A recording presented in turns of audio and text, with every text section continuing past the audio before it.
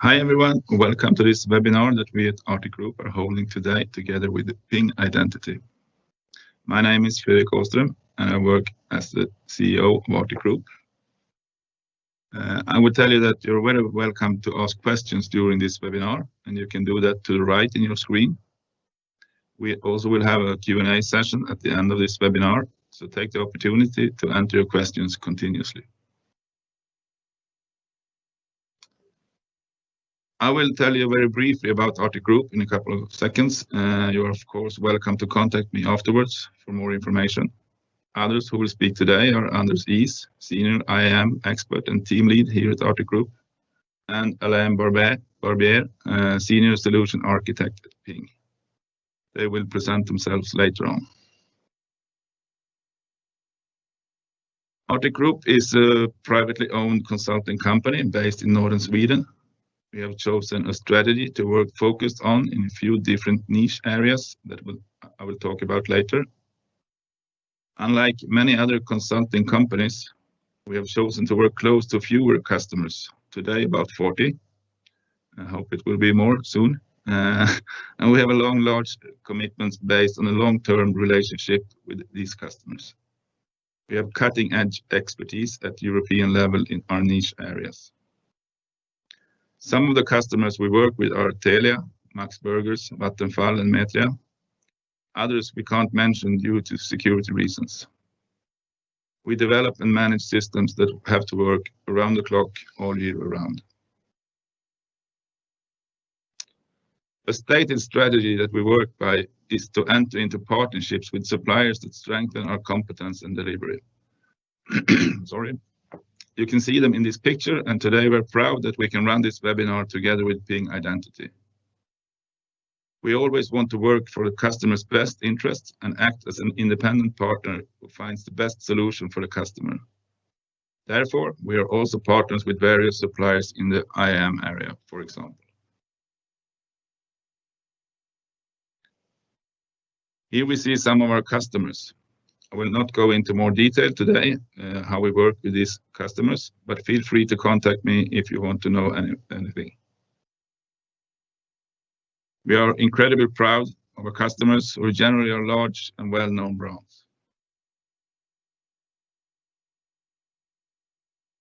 As I started with, we have selected some areas in which we have deepened our expertise. These are like Atlassian's product portfolio, Jira, Confluence, and so on. We are a gold partner with Atlassian. In the IAM area, which we have worked for a very long time, we have several partners, as you saw in the pictures earlier. And we do assignments not only in Sweden, but also in Europe and in the Middle East. Other areas we worked with for a long time are system integration and system maintenance. System integration is something that often recurring in our assignments in one way or another. We manage quite many systems today for our customers, and then we can handle everything from support to development of new functionality. And this is my last picture for today. This is our vision. This is how we want to be perceived by our customers and by our staff. We must in all situations act professionally and at the same time be very easy to work with. That's how we can continue to bring high value to our customers. That's all from me today. I will now send over the word and pictures to you, Alain. Please continue.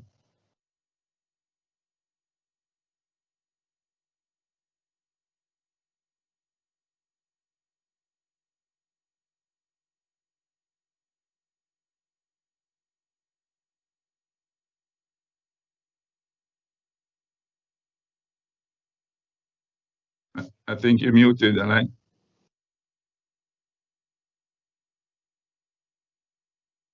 Sorry, now I must be muted.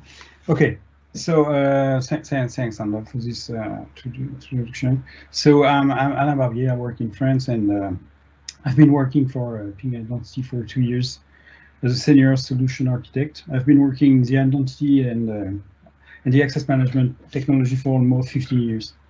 So I'm involved in the architecture, design, and implementation area at Ping, and I work to ensure that Ping technology are executed and aligned efficiently with our customer needs. So next, I'm quickly going to introduce Ping Identity. So Ping Identity is was founded in late 2001 and has now over 18 years of solid trust record in delivering security solution. So we are positioned as a vendor with a strong heritage built over a decade in the identity and access management arena. We offer lightweight and flexible next generation technology. So in September 2019, Ping Identity has gone public at the New York Stock Exchange market, and it was a great step for us.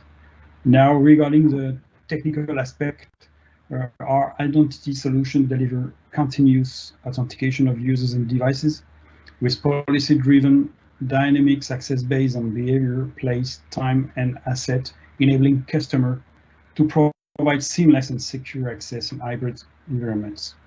So this capability deliver secure, simple, and seamless access for all external collaborators from any device or location. We are customer-centric and we maintain office around the globe with over 1,000 employees worldwide, including around 90 in Europe, growing at a fast pace. Our research and development offices are spread across North America and Europe, as well as our support center delivering continued service around the clock. Ping is a technical leader in identity and access management, and we are a very active actor in the standard bodies such as SAML, OAuth, AppOath, OpenID Connect, and SCIM. We are committed to ensuring customers open and flexible interoperability with the widest number of standard-based technology, platform, and services. We are an IAM industry leaders, and Ping Identity is constantly recognized as a leader of the access management market by analysts such as Gartner and KuppingerCole. In 2020, Ping Identity was named a leader in the Gartner Magic Quadrant for access management, 4 years in a row. Finally, over 50% of the Fortune 500 trust Ping by using our solution, and we serve more than 1,500 large enterprises across the world. And now, Anders is going to talk to you about Zero Trust.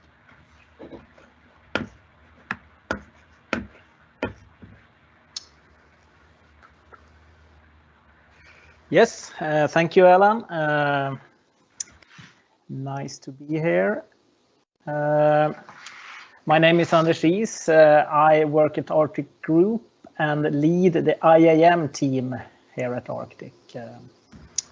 The team is around 15 persons right now, and we're constantly growing as the area within IAM also is growing in the industry.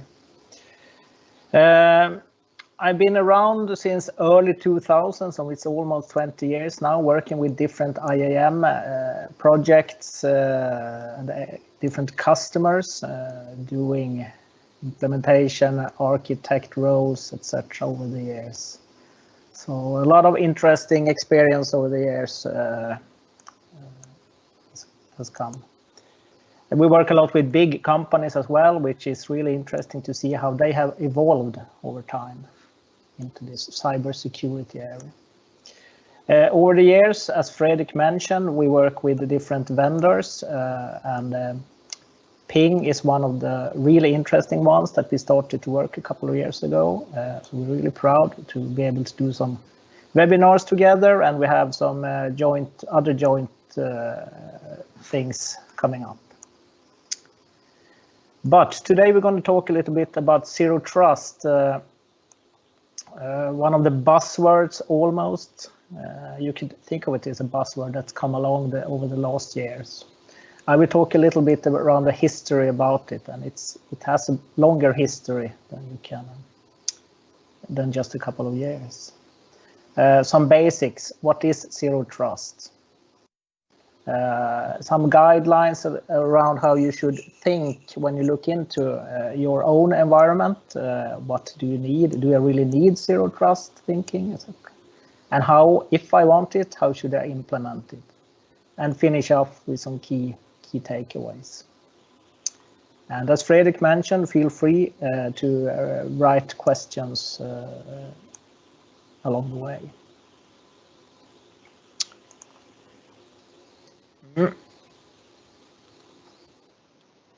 First of all, when we look at this from a higher perspective, when we come to companies, customers, etc., the foundation is to have a good governance in place around identities and access control.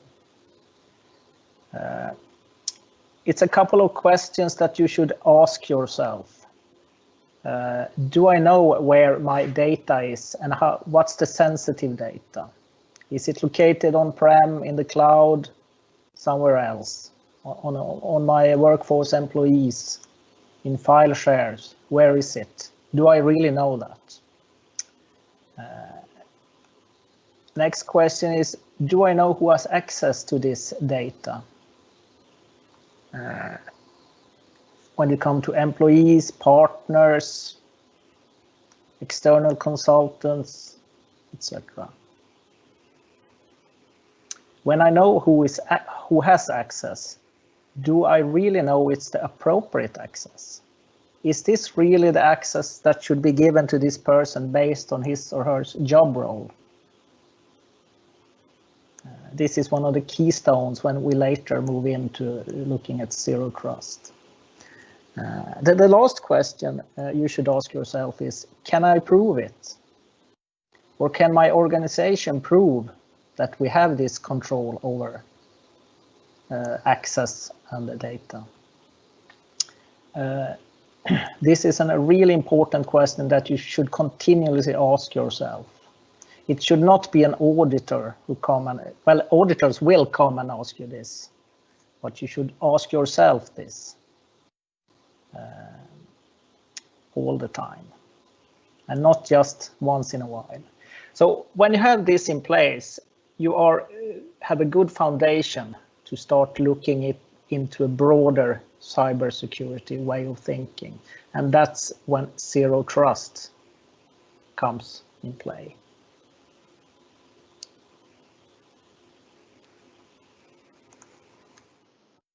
So some history around what I call the paradigm shift to zero trust. It was actually the discussion around it, or birth of zero trust, was already 15, 16 years ago in a forum called the Jericho Forum. They had discussion around basically network. How do I access networks? How do I move around in a network in a secure way? You have gateways and other stuff in a gateway that take care of some part, but it didn't give enough protection in a cybersecurity focus back then. So over the years, this Jericho Forum did some great work. It took, though, almost 10 years before it evolved even more. And a guy named John Kindervag, working for Forrester, one of the research institutes in the US, who came up with a concept of zero trust. In those days, early 2010, 12, a lot of companies had started to think cloud first, and work from anywhere and bring your own device, those kind of things, which really needed to take in account when you look at cybersecurity. Cybersecurity area was not really ready for this. So zero trust concept came along. Vendors started to realize this.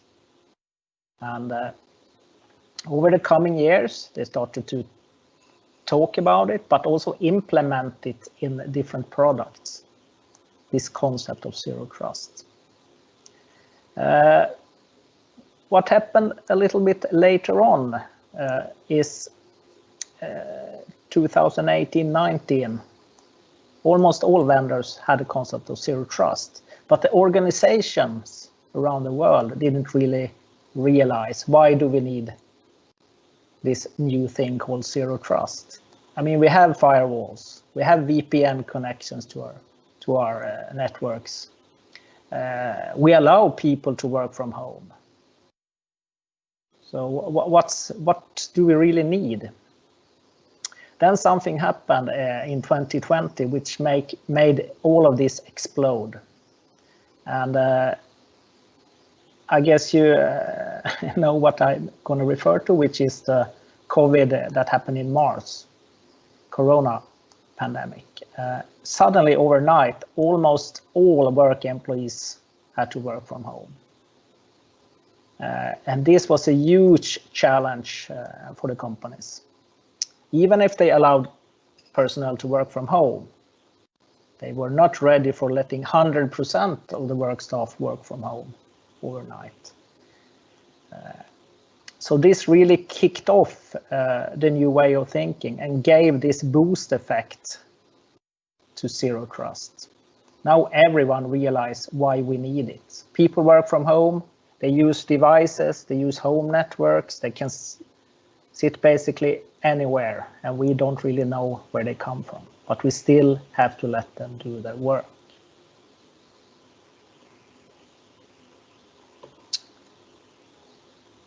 And we are right in the middle of it, as you know, so this is constantly exploding. Some basics around what is really zero trust. If you look at the picture, what we aim to do with the zero trust implementation is basically when you move from your computer where you log in or your device, you're going to access a resource or application. In order to reach that application, someone has to make a decision. Should you be able to access it? And then enforce the decision, yes or no. This point, which is referred often to as policy decision point and policy enforcement point, should be moved as close as possible to the actual resource. So what you see on the what's called implicit trust zone should be minimal. That's basically what zero trust tells you to do. Because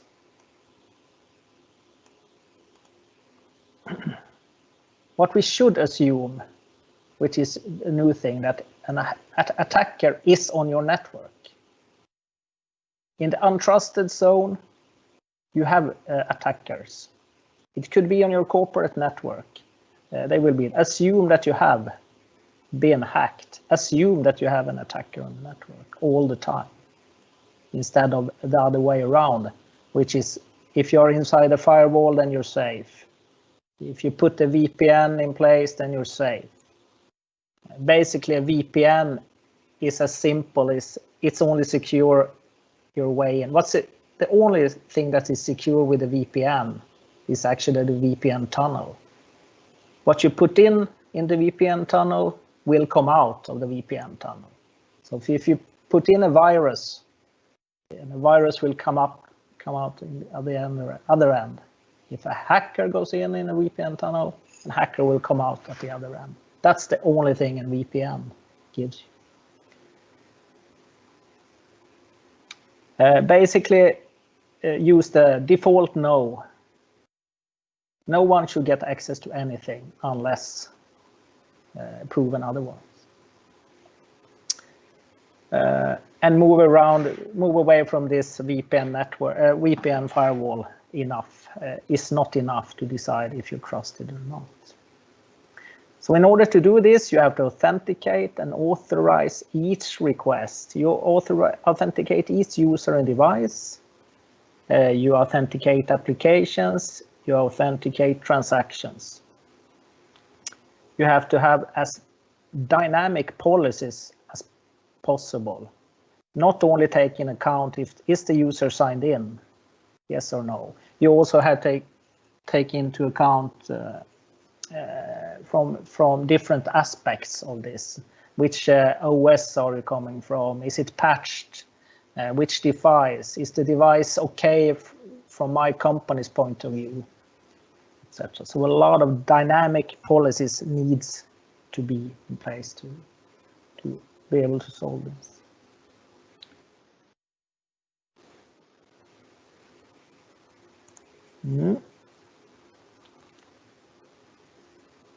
Some way of thinking. The network is only one small part, and you have to be aware that this is only one input to your decision in a zero trust.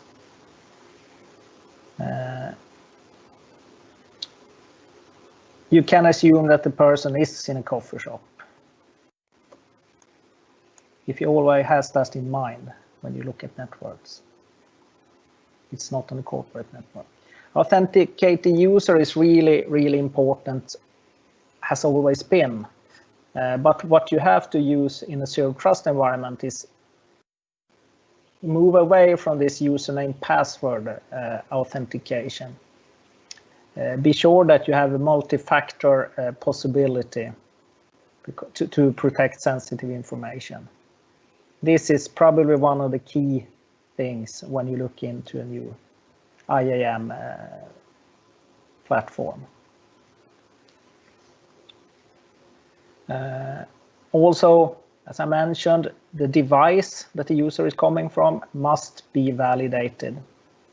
For example, if a user sits at home, going to access your organization, is the device approved? This needs to be checked.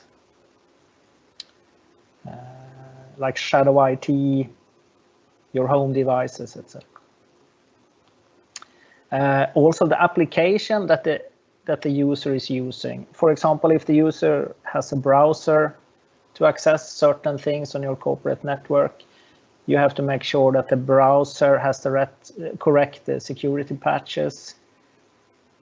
Is the browser up to date, right version, right model, things like that. And all applications need to be validated. But also the transaction, last but not least. Is the user allowed to do this transaction? And this, all these validation authentication should occur multiple times when a user moves around in the network, and not like in the old days. This was done once and then the user were in.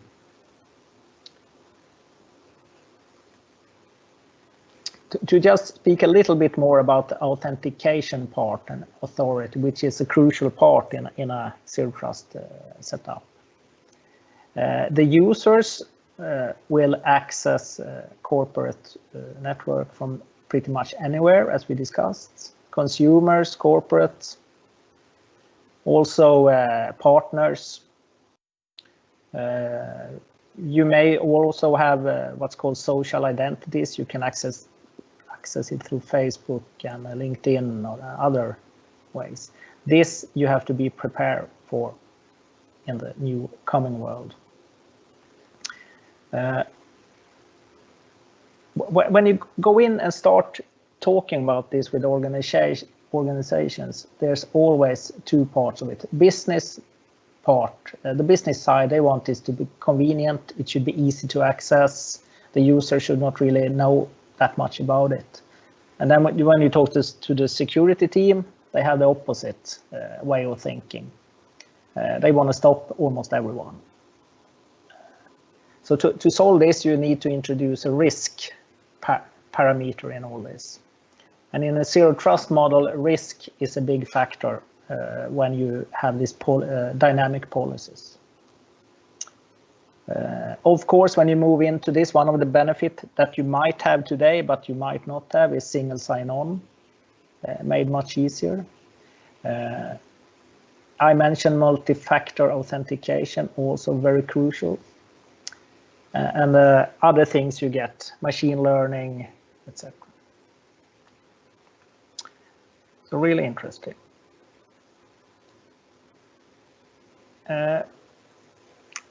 In a zero trust framework, you have different capabilities. Just be aware of this. You need endpoint security, network security, transaction security, etc. You will not find one vendor to solve it all. Then you will spend too much time looking around. So have this in mind, that you need to talk to many vendors to get a good setup on this. On the other hand, make sure you talk standard protocols, which nowadays are very, very mature and good, like SAML2 or OpenID Connect.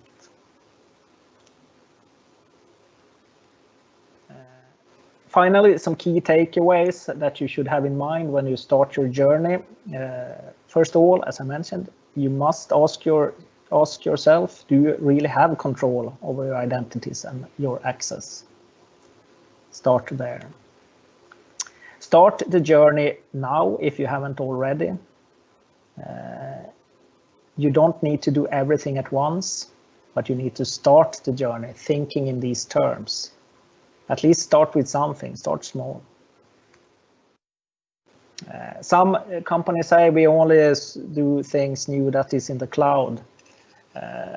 I would say that hybrid environments will be around forever. So plan for this instead of just waiting for everything to be in the cloud. Standard protocols, super important in this journey. Multi-factor, also a new standard called FIDO2 that you, if you don't know what it is, look into it. And then it's important to find the right vendor. And as I mentioned, there's not one vendor to solve it all. But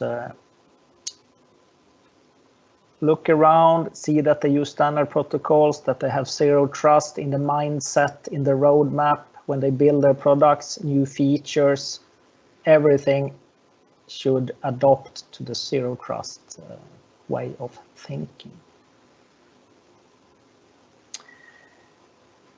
This was my last slide, so I will now hand over to you, Alan, to lead us into some use cases and demos.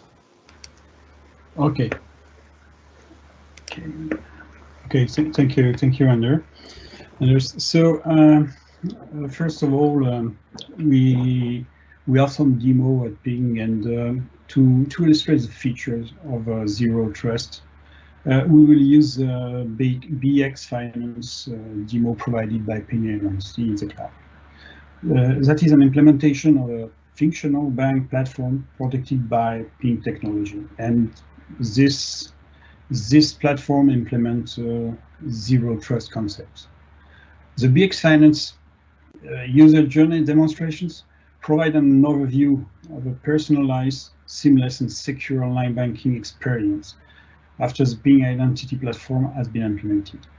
So during the BX Finance user journey demonstration, we'll explore 6 use cases, demonstrating how Ping identity platform can deliver personalized, seamless, and secure experiences for fictional online banking customers. Next, I will tell you about the architectures of this demo. It's mapped exactly the slide previously presented by Anders, but with Ping products.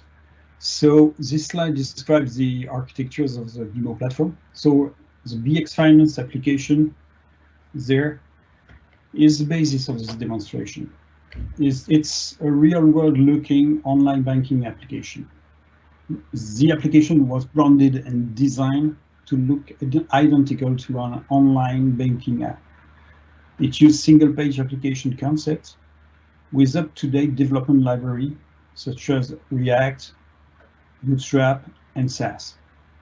All other components are used to manage security. So we've got Ping Federate. So Ping Federate is the authority in charge of authentication and single sign-on built on open standard. We at Ping are constantly working with open standard. We use open standard to manage interoperability and to manage connection with other systems. So it provides customers, employees, and partners with authentication and single sign-on to any application from any device, from any location. During this demo, Ping Federate will also integrate with an external fraud management system, because, as Anders said, risk management is very important, and we have to manage risk continuously. The second component of the architectures is Ping Access. Ping Access provides centralized access security with comprehensive policy engine. It provides secure access to application and APIs down to the URL and HTTP metal level, ensuring that only the right users access the right resources. So this is a coarse-grained authorization services, and it controls how a user can access an application or API. Next, we've got Ping Directory, which is a user repository. And Ping Directory, first of all, is a high performance and universal directory. We have a long experience at Ping with directory, and now we can support a lot of users and provide a very, very good performances. So this directory stores and secures identity and profile data, including unstructured data and users' consent. So with new kind of zero trust architectures, we are managing security by being user-centric. It's in contradiction with perimeter security, and at Ping we are managing security regarding users and regarding identities. The next component is Ping Data Governance. Ping Data Governance control data access and centralized access to identity and profile data. It provides fine-grained policy.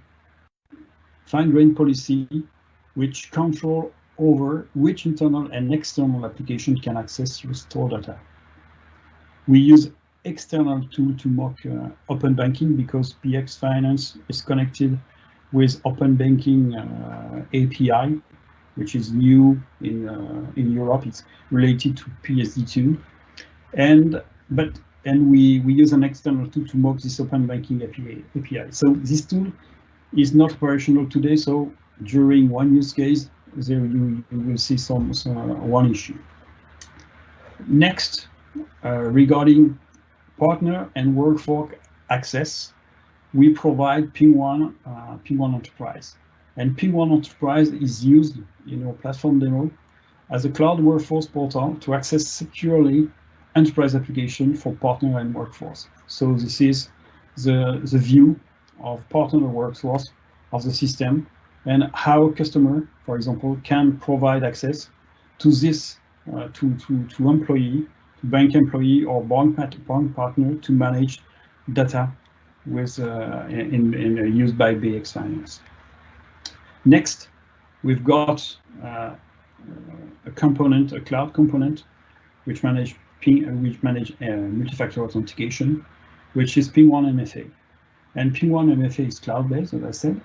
It provides adaptive MFA that optimizes balance of security and convenience with a diverse range of authentication factor, contextual policy, and a mobile SDK to embed MFA functionality within your own mobile application.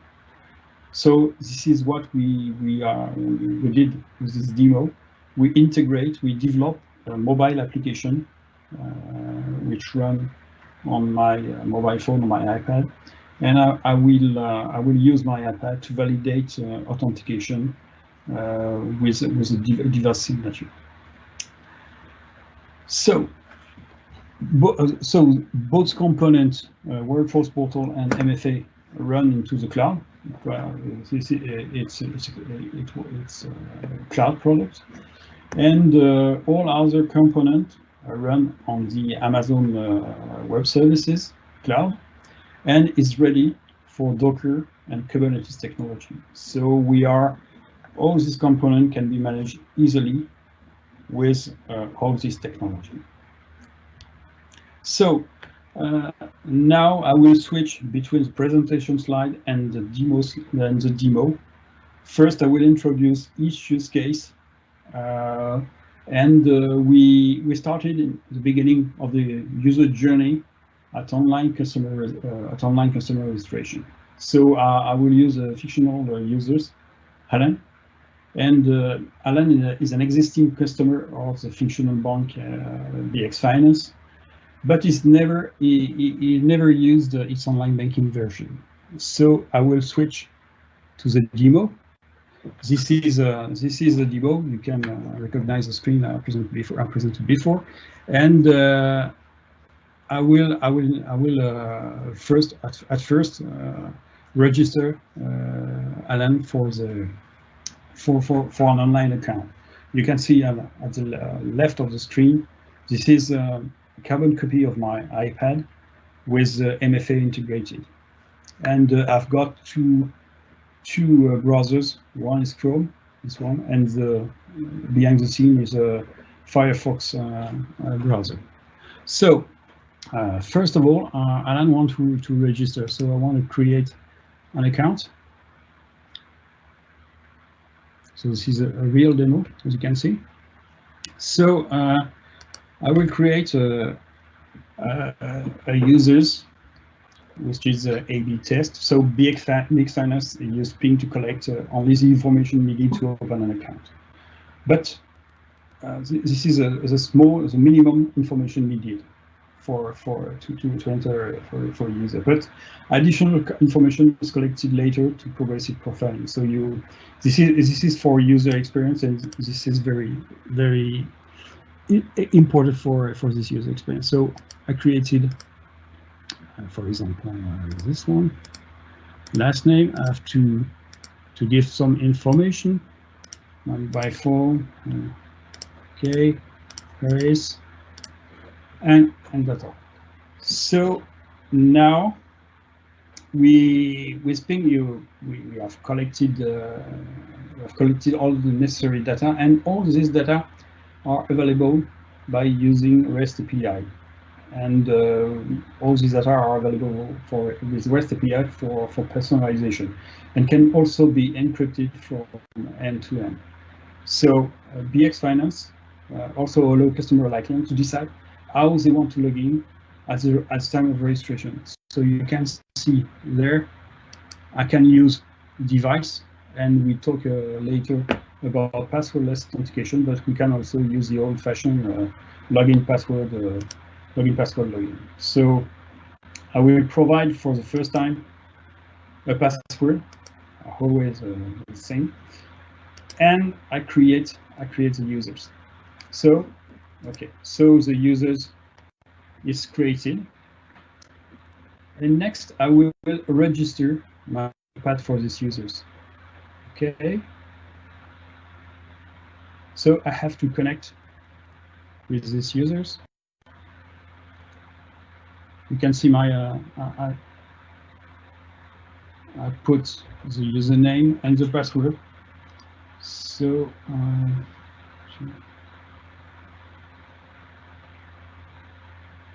sorry.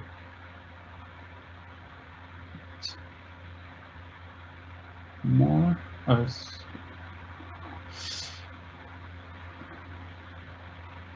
This is because there's a strong password policy.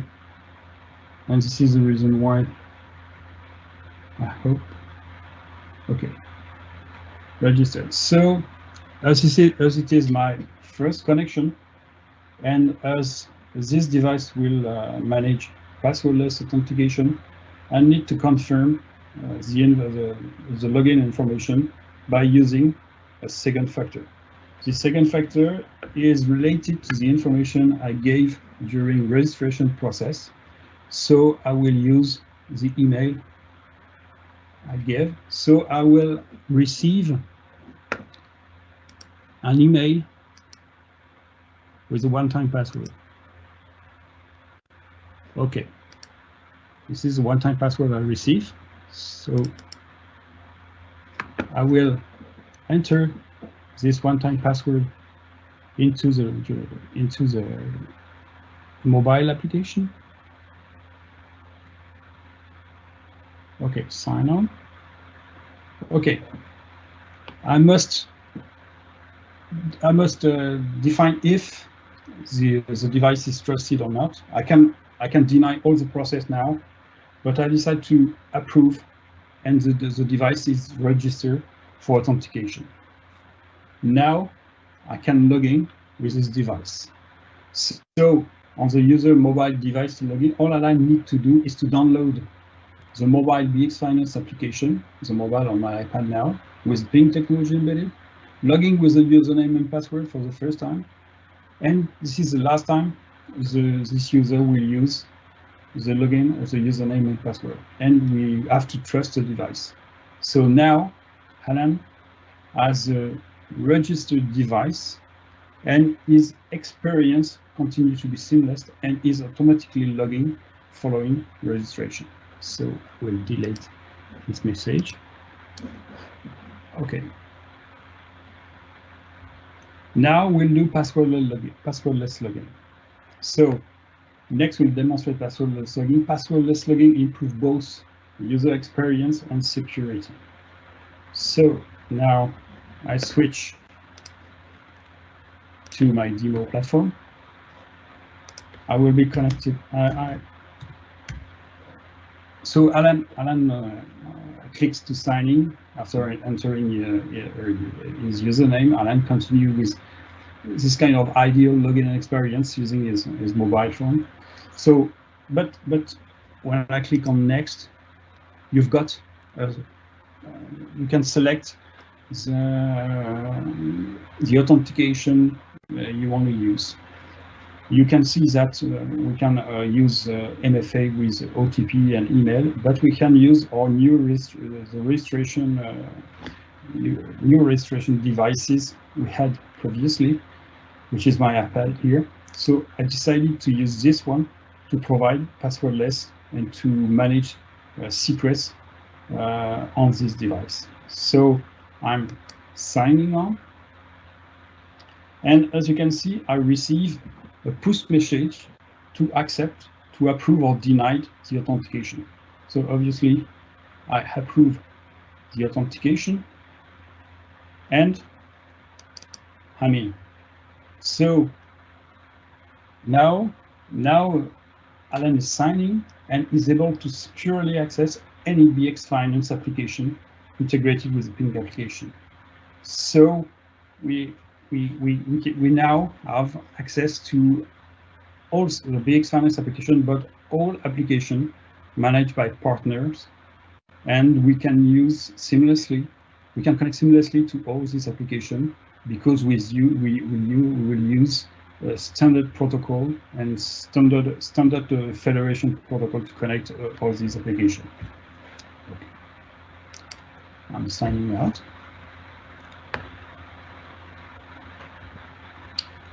The next use case is about fraud detection and risk management. So it's very important to manage risk management, and we manage that with rules integrated with our platform. So for this demo, I will use another users with login, who log with a username and password. So I will sign in has new user.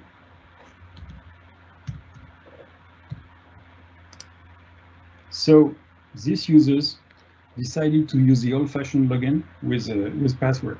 So as you notice, I'm connected by I connect to Big Finance application by using Chrome browser.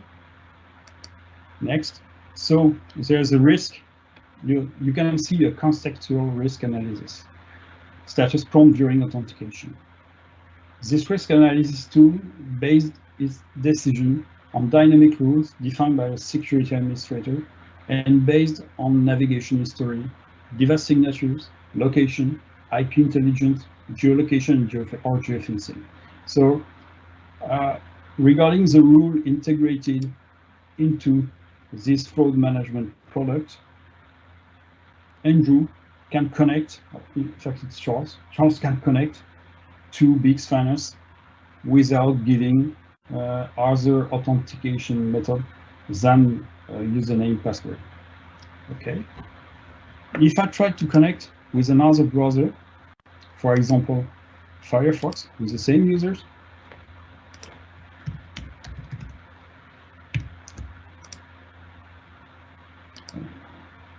okay.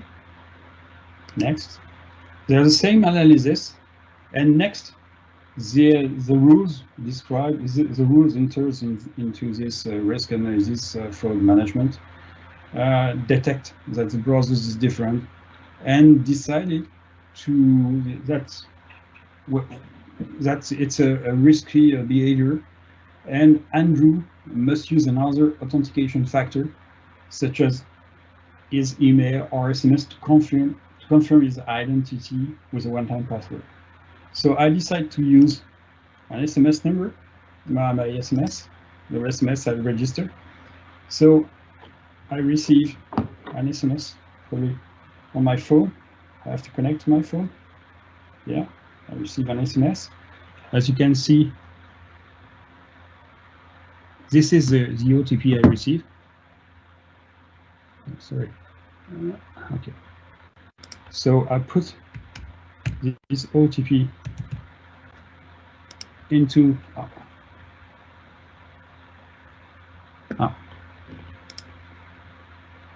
probably I have to. Okay. So when the OTP is correct, I can connect to the BX Finance application.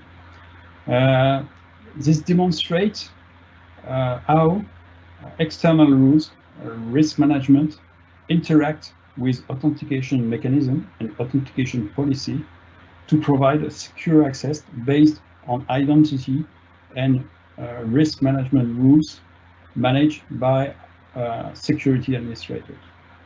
So regarding the process to logging, Andrew Charles decided to move to secure his access and simplify his interaction with BX Finance by using the passwordless approach, because it's far more simple than login passwords, and obviously it's more secure.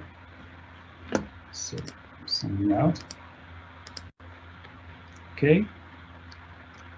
Next use case is about transaction approval and figurine authentication. So zero trust is not only applicable during login, but also when validating a transaction to ensure continuous security. So the important word is continuous. We continuously looking at security, and especially during transaction approval. So we connect transaction approval to a fine-grained authorization based on rules, and we can define how we need to authenticate to have better authentication of our users and to validate the transaction with some kind of a multi-factor authentication for this transaction. Okay, so I will connect as my first user. Okay, these users, I will use the passwordless authentication because it's the simplest one. So I approve the connection. And now Alan wants to navigate to his next BX Finance experience, online money transfer. So we are navigating to money transfer, and we want to transfer money from one account to another account. So Alan enters the accounts, the amounts, and starts the transfer. So we first begin with an amount of $1,000, and we start the transfer. So first, the fine-grained authorization engine detects that for this amount we must validate the transaction with MFA. As you can see, I receive a message on my application, on my mobile application, to approve or deny the transaction. So users for this transaction decide to deny the transaction. If I deny the transaction, you can see there's a message received by the BX Finance application, and BX Finance application logs the transaction with a transaction number, and users can start another transfer. So there, the fine-grained authorization engine has a validation rule to transfer amount between $1,000 and $100,000. This rule must ask for confirmation to users with push notification. So now I will use another amount and start another transfer with a very large amount, which is a large one. So I start transfer. So it's at first it's denied. Why? Because the fine-grained authorization rejects immediately the transaction, because Alan has signed a contract with BX Finance for maximum transfer amount of $100,000. So there's a rule. We execute a rule in the fine-grained authorization engine which denied this transfer without asking any confirmation to Alan. Next, I will start another transfer, and this transfer doesn't need any confirmation from the user. So I start the transfers. As I said at the beginning, we based Open Banking API on an external tool, and this external tool is not working today. So the transfer will not be completed, but this is the concept was to show how we can protect transaction by using transaction approval and fine-grained authorization, and manage risk about transaction. So I will sign out now. So the next step, the fifth use case, is about consent management. So now we are in a connected world. We share information with other people. So at PIN, we have tools to provide security about sharing data. So next use case will demonstrate simple consent management, and with consent management, the user decides how his data will be shared with application and other users. Okay, so I will come back to my application. I will connect, okay, with the same users, and how easy is to connect with passwordless. I just have to approve, and I'm in. Okay, now I'm looking at communication preferences. So Alan can manage preferences for SMS and email, and this data can be captured and stored alongside his profile information. So consent can be enforced before communication are sent and changed by Alan at any point in time. So now, suppose I want to share my email and my SMI, my phone number, with a marketing communication of a partner. So I save this information. So now I'm connecting to anyone's advisor, and I decide to connect it as a marketing representative. Okay, so now we are from the perspective of an email administrator at Biggs Finance using a popular email marketing tool. So we are connected on the workforce portal in the cloud. If you remember, it's a Ping1 enterprise, and this Ping1 enterprise provide a view of all applications dedicated to gender bin. And as he authenticated to this portal, he have permission associated with its profile, and he can view some kind of application, and especially the BX Finance any marketing application. So I click on it using Federation protocol. I'm in using a single sign-on Federation, and next I will look at my user.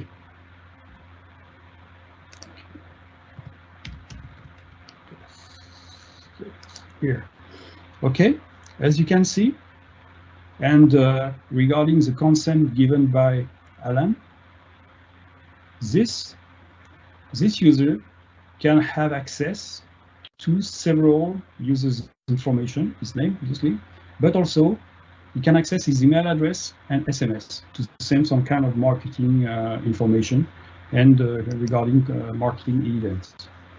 If I come back to Alan, Alan decided to not receive marketing messages by using SMS, using his mobile phone. So he decided to unshare his phone number. If I came back here, okay.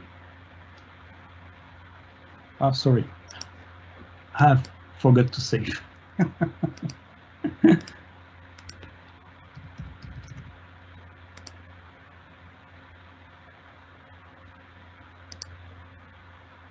Yes, close.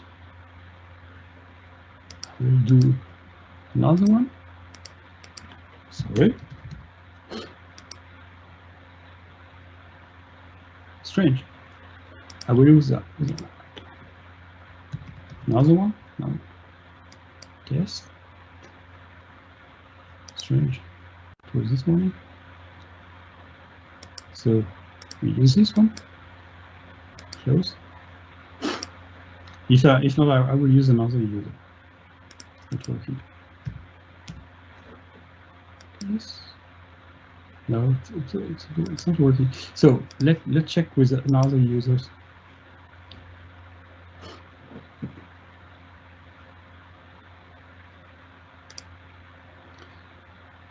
Username, login in.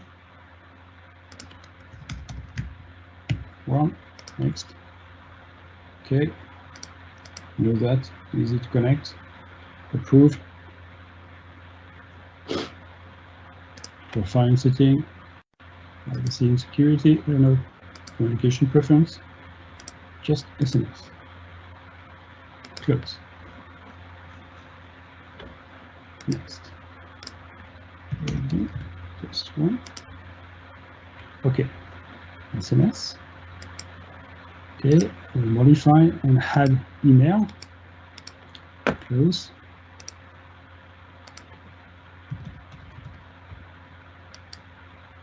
Okay, working. If I decide to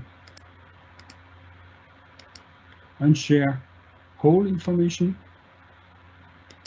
close.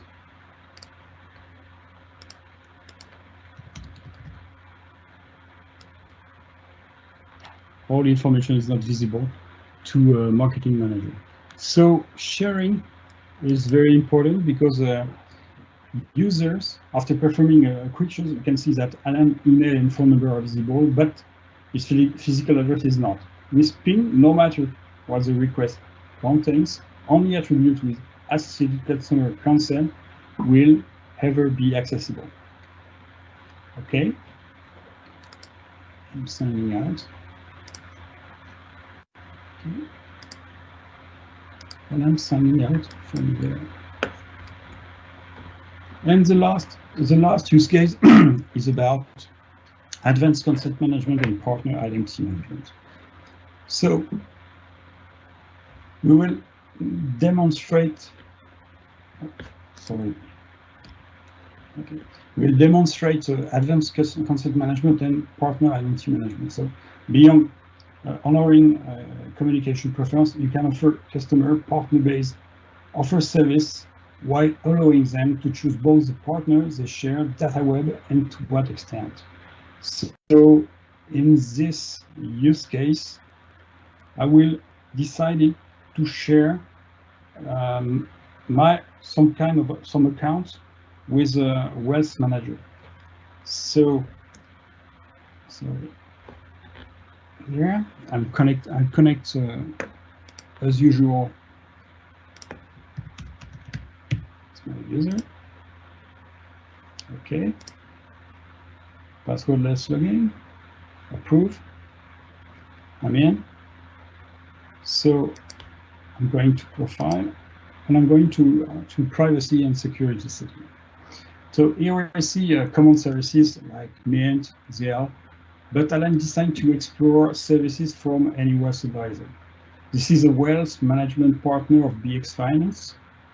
And after reviewing his service, Alan decided to grant Access Wealth Advisor to access to view account data. So first of all, he validates access for any wealth advisor, and he validates access for 2 accounts, BX Checking and BX Saving. So it saves his preference, and he can go to the portal. So by using Federation protocol, he doesn't need to provide any credentials. Is authenticated.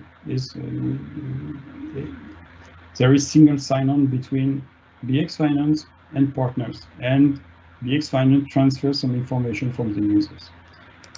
So I'm back to BX Finance, and I will connect to any wealth advisor. Sorry, I was not disconnected from the previous session. So I will connect with another user. Okay, not marketing representative, but advisor representative. I'm signing in. I'm Amy Davis now, and I have a different roles and obviously different permission to see other applications. So now Amy Davis can access BX Finance Advisor. Okay, she click on this application, and next he wanted to connect with his users. Okay, and Amy, in order to manage Alan accounts, can see the accounts Alan share with Amy, and consent are used to provide this information to application related to wealth management with Amy Davis. So now in this case, any wealth advisor is leveraging the Ping platform for employee single sign-on into custom build portal, and BX Finance is on the dashboard, and Amy can quickly log in. BX Finance ensures that only certain individual can access the wealth advisor portal and Ping authorization, using Ping authorization capability. We are using, obviously, the Ping one for enterprise portal. Next, we can see Annie, which look up Alan account by his username, and he can see all the accounts managed for Alan. If I change information, for example, I'm going to there and adding this new account, save, close. Now the consent have changed, and Amy have access to whole account of Alan and can manage all these accounts with the permission of Alan. If Alan decided that he wants to clear all access, next, Amy doesn't have consent to access to Alan account. So this is absolutely dynamic, and this is the user can manage his data and can manage consent given to external application and external user. So this concludes the demonstration. So now with Anders, we'll try to answer your question. So Anders, you can take the lead now. Thank you, Alan. Interesting to see how the Ping products work together and solve real use cases. Regarding question and answers, we are running a bit late, but we will address one question. If you have more questions, we will answer them directly, but feel free to reach out to us after this webinar. But Alan, I think this one is for you. We have a question from a company who has invested in YubiKeys, and they are wondering a little bit support from Ping for YubiKeys. Do that exist or? Yeah, we absolutely support YubiKeys, and with the Ping P1 MFA, and we support YubiKey, and I use YubiKey in the past. But now we are more FIDO oriented, and we will probably use in the futures FIDO 2, but YubiKey is supported with an MFA authentication. Thank you. Yeah, thank you. That I think we will leave with that question, and I hand over to you, Fredrik, to wrap it up. Yeah, I think that's all we had for today.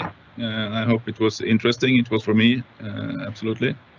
Like Anders said, please feel free to contact us at any time.